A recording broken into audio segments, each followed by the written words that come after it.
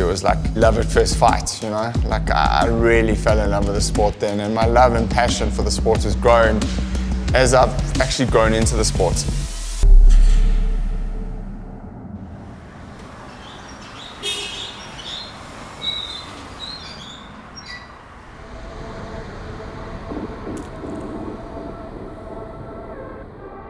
Colin, Nomaganjani Nathan, is a name that many associate with success in the world of local boxing. As a trainer, coach and manager to numerous boxing stars over the last decade, his nickname means no matter what, which makes him the perfect guy to have in your corner in this most uncompromising of sports. Female IBF Africa Junior Welterweight Champion Hedda the Shredder Wolmarans is someone who can attest to this. Nathan believed that there was something special in the 33-year-old when the two started working together in 2015 and have created an unbreakable bond ever since. The two have had to quite literally fight for every opportunity to build Hedda's career. Mind and Field, brought to you by Profmed, intelligent medical aid for professionals. I love boxing with all my heart, and I miss my dad. It's that connection that I have with boxing and him that's very close to my heart. My fascination for boxing started at the age of 4 with the gloves.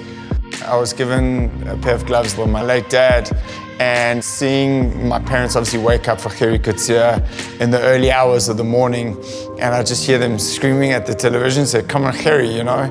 There's a story that I love telling people about my late dad, and I remember him coming home wearing this white Sanyo tracksuit top that was sponsored in the 80s for boxing, and these white pants and these white leather shoes, and I always used to say to him, "Daddy, where were you?" And he says, "Colin Key, I was at the boxing." And I was like, "Daddy, I want to go." And he kept saying to me, "Colin Key, you're too young." And I nagged, and he took me to a boxing gym at the age of 7. I'm not sure if I chose boxing. I think boxing chose me. In 1990, I got legally licensed as a second through the late Marcus Temple in the Western Cape Boxing Commission. Back then, the old act had no age restriction. Now you have to be 18 or older. And I actually started tagging along in the corner when I was like 10 years old, 10 years old, and they always used to chase me away from the corner. And then the late Marcus Temple pulled my dad aside after the tournament, and he said, "Why don't you license Colin? There's no age limit." So in 1990, in Standard 4, at the age of 12, I got licensed. I think people are still giving me those skew looks even today. I grew up into boxing. I mean, boxing, like for me, was, you know, like most families go to church on a Sunday, we went to boxing on a Sunday. That was kind of culturally ingrained in my family. So that was family time. That was where the three of us at the time could connect through sport, which was crazy because I was just so fascinated with boxing. Now I find fighters fascinating. You know, they've each got a story, why they box, why they want to become champion, and their journey and their dreams in the sport. There has to be that chemistry and that good synergy between myself and my athlete. 14 years ago, I was involved in a South African title fight where my fighter took too much punishment and my ego overruled my logic and sense, and the fighter ended up collapsing. And it was a very, very frightening lesson, and because I really disliked the trainer that I was going up against. I was young, in fairness, but I still was wrong. I still made a mistake, and it's something that I realized then that, you know, you can't let your ego keep a fighter in just because you have a disdain for someone or dislike, or you want to win at all costs. Since that lesson, which was really harsh, I have been known to stop fights. I have been known to throw in the towel. I have been known to let fighters sit in the stall between rounds, because inevitably you're not dealing with just that athlete, you're dealing with that athlete's future, and it's your responsibility for you to ensure that that athlete can see his kids, grandkids walk in a straight line. That fighter puts their life in your hands during that fight. The fighter, thank God, was okay. Went into hospital for observation, but made a full recovery. but I could have very easily gone south, even, you know, to the point where, God forbid, he could have been fatally injured. It's a serious sport. It's a very deadly and harmful sport, brutal sport. Beautiful, which is such a contradiction. But the truth of it is, you play soccer, you play basketball, and you can play tennis, but you don't play boxing. I'm very blessed. I think I've built up such a good resume and name in South African boxing that fighters actually call me out and they say, would you be able to guide my career, manage my career, train me, advise my trainer or manager, or consult for us or for me? That I'm very blessed. I mean, I really, really love what I do. I'm very passionate about what I do, and I'm also very passionate about the athletes that I represent. I've done well in the sport. I've done well with my athletes. And if you look at the athletes that have really excelled with me, they've been loyal to me and I've been loyal to them. When I get behind my athletes, I put my heart and soul behind them. I will fight every inch, tooth and nail, for the best possible deal for that fighter. Because if the fighter succeeds, the whole team succeeds and we all look good. So it's the fighter first and it's all the people around that fighter. And I always say that the fighter is the star of the show. We merely part of the cast. So I'm only sitting here doing this interview because of the athletes that have chosen me. They have a choice in their careers and they've chosen me, and I've helped them propel their careers to become champion of the world or obviously change their lives. My fighters have one career in their life and it's boxing, and they've chosen me to guide them and to get them the best fights and the best opportunities, and that's my responsibility to them. When I promise a fighter something, I will go to the ends of the earth to fulfill that promise. Broken promises are the worst lies. Hedda initially kept her boxing efforts a secret from her parents, but she knew she wanted to make a life out of a sport that gave her something that nothing else could. Her partnership with Colin is the key driving force behind the success they can now be so proud of. I followed Hedda as an amateur. I was really impressed with her commitment to the sport. And then I think it was just kind of a natural progression. I think every amateur boxes amateur with the dreams of becoming professional. I had a friend who was training at his gym, and I went to train there a little bit and sort of hung around and started like nagging Colin, nagging him and saying, listen, I want to turn pro.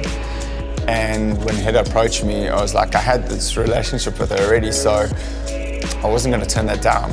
And he just kind of said, you know, boxing is in a bad state right now in this country because there was a big boxing blackout where it wasn't on TV because of some lawsuit, which meant women's boxing was in an even worse place, not getting any exposure at all. So he told me like it's going to be hard to get you fights and stuff, but eventually he said yes.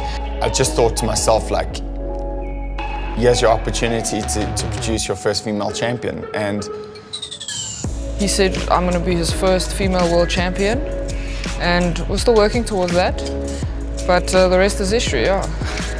It was an easy choice. I'm hoping it was an easy choice for her, but for me it was just like, absolutely, let's do it. So when I was in primary school, I did athletics, netball, soccer, cricket, and tennis. And then when I went on to high school, I focused on tennis. I actually did homeschooling and attended a tennis academy until I was about 17 years old.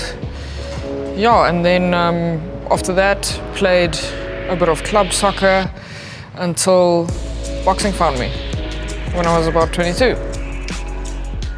I always wanted to learn how to fight growing up. Ever since I can remember, I wanted to learn how to fight, but my dad wouldn't let me, you know, he wasn't too keen on the idea. So as soon as I could do it on my own, I went for it. I guess I just really wanted to punch people, punch things. It was just that, literally that desire to use my fists. That was the thing, yeah. I think Boxing is so hectic because you need a balance of like strength, power and endurance every round, and you've got a limited time to recover. And the reason I actually turned pro was I was just a little bit frustrated with the way things were run, and I didn't like people telling me what to do.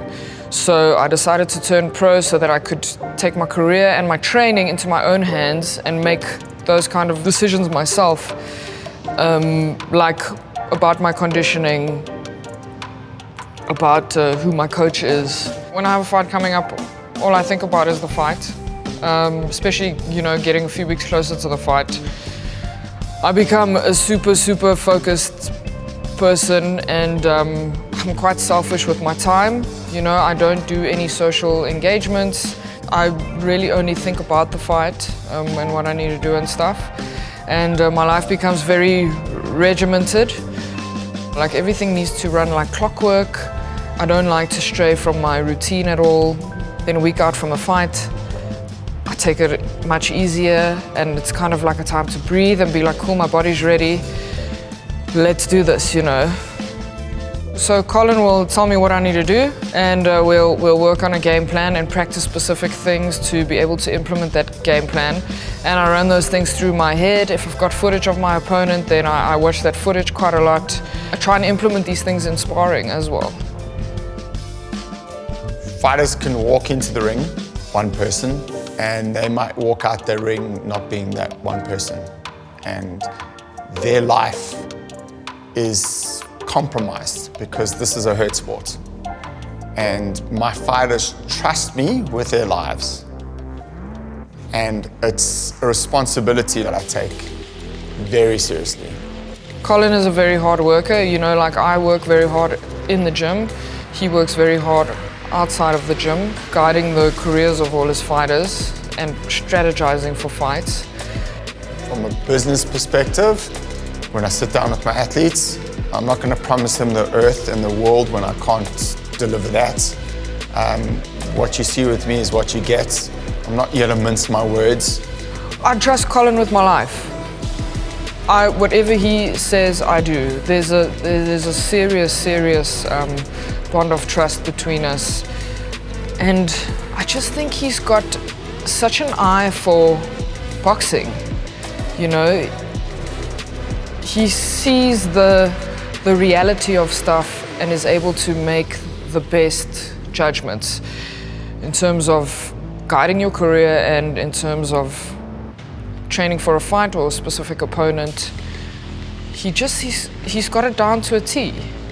He knows how to make the right decisions, when to choose the right fights. It's literally, if we're in a boat, I'm paddling as hard as I can and he's steering. That's how it goes. Yeah, so if we keep doing that, I'm going to achieve my goals. Hedda takes her profession and her boxing career exceptionally seriously. And for me, she loves talking boxing, she loves doing boxing. She's got a great boxing IQ. Mentally, she's developing, and it's great for me to see that development. You've seen guys during COVID particularly either stagnate or develop during COVID. And because there was just no broadcasting, there was no sport. Hedda was in the gym during that period and developing. And we've seen a lot of not just female athletes and male athletes too, because not out of choice, because they had no option, but they developed. And she developed mentally. So to see her rise from, being this good of a fighter, elevating her levels up, for me it was like, I sat here and I thought, geez man, she's really taking it seriously. So determination, the will, the seriousness of a career, and obviously the commitment to what she needs to do as a professional it's just breathtaking sometimes. One of her issues is she overtrains, and what I've done now, particularly for the last fight, is I actually said to look, I've been at this level, listen to me. So I actually slowed her down and kept her optimum for her to be in a 10-round physical fight. And that's actually what it turned out to be. It was a war of attrition, But it was a fight, not just physically she had to win, but mentally within herself, and she leveled up. He didn't give me any tactical advice whatsoever. He really just psychologically lifted me up. And I really think that's what makes a good coach, to be able to do that. Tap into your fighter's brain and just get them out of whatever hole they're in, you know? Hedda technically is really, really talented, and her skill set's better than some guys I've seen. And I just think, you know, like in the beginning it was really tough, but now, you know, we had such an epic fight earlier this year with Serrano and Taylor, and that was at Madison Square Garden. It was sold out. It did big numbers on one of the streaming platforms, and that made people realize, like, wait a minute, you know, females can box too. They can really fight. And for me right now, that has to be contender for Fight of the Year, because they both let it all hang out. I've always found that scariest moment for any fighter or any trainer or manager is that moment where there's a knock on the door and the floor manager says to you, it's time to go to the ring. You got to do that walk. And that is a very daunting experience.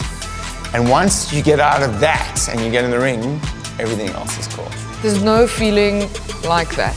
There's no feeling like those nerves. There's no feeling like being in that ring and punching with those little tiny 8-ounce gloves. It's just, I cannot compare it to anything. The thrill is just so big. Hedda before would always naturally be nervous, and you just try and calm her down, try and settle her in. Do I get nervous as a trainer? Yeah, absolutely. Of course, you got to feel something, but sometimes you got to fake it until you make it. But I mean, as a trainer, you have to feel something. You have to feel anxiety. You know, I feel very comfortable in the dressing room knowing that my athlete's in good shape and we've got a good game plan, and the athlete at hand can really fight and can adapt and listen and follow the instructions in the corner. But by and large, you've got to feel something. So with Hedda, sometimes she's very nervous, and sometimes she's nervous, but she's, you know, calm, if that makes sense. And she's still, you know, with it. But in her last fight, she was really nervous. And you just got to try and just keep talking and just trying to keep her calm in those situations, particularly as she's walking to the ring, because that, like I said to you, that can be a very daunting experience.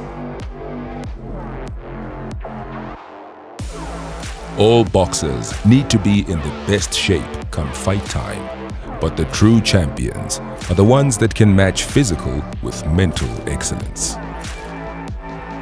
At one point he asked me, he was sort of like, how long have you been boxing?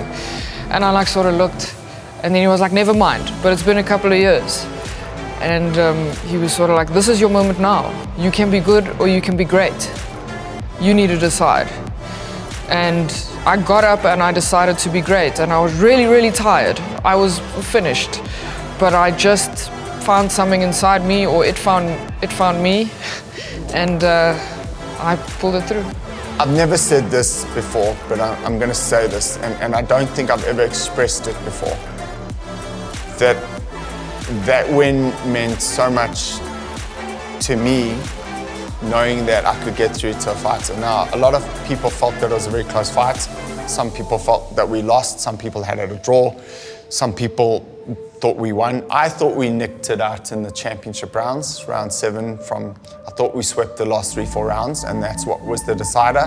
It was a close fight. I'm not going to dispute that, but I think I'm going to take a lot of credit for this win, because in the early rounds, besides the first round, which Hedda won because she was, you know, very tentative and nervous, and she was really snapping the jab, she really kind of got stuck in the moment where she wasn't boxing like she boxes normally. Mentally, I could see her just kind of quitting on herself. And effectively, you have 60 seconds, but you have 45 seconds or 50 seconds, and it's pressured. It's pressured. And after the 5th round, I could see mentally she was quitting on herself, and I could see it draining out of her. And I looked at her, and she was bending down, and I actually picked her head up and I said, look me in the eye, and I said, look, this isn't about your opponent. I remember verbatim, this isn't about your opponent. This isn't a physical issue, this is a mental issue. You physically are better than her, you're a better fighter than her. This is now a mental battle within yourself. And you need to pull yourself towards yourself and go out there and box her nose off. Because this isn't about her, this is about you. When I'm in the ring fighting, the whole crowd is shouting instructions, but the only voice that I hear is his, which is something quite amazing. At the beginning of each fight, he always whispers in my ear just before the bell goes and says, "Can you hear my voice?" And I say yes. And then his voice is the only voice I hear going forward from there. That's a big thing. And I think that sparked the right energy in her. And I think that's what switched. And I think that's what won us the fight. And it's not because it's a collective team effort. And it's the first time I've ever said that I'm going to take a little bit more credit as a trainer than I should, because she collapsed mentally and I picked her back up. And it's very good being a good cornerman when you're winning a fight. It's really hard to be a good cornerman when the chips are down and you got to pull it back. And we really pulled it back with Hedda. So that to me was such, forget about the belt, forget about the win. To me, there was an emotional win and an emotional connection win with my fighter. And I'm very proud of that moment. The biggest lesson over the years has been learning when to rest, you know, learning recovery, the importance of recovery. Just because you're not doing great doesn't mean you need to push harder. Sometimes you need to just tap off and let your body recuperate a bit. So everything to do with recovery, eating, sleeping, massage, you know, anything that's going to help you recover faster. You need to look after your mind. Like, it's important to give your mind a break sometimes. Just step away from the gym and the boxing and focus on something else. It's very important.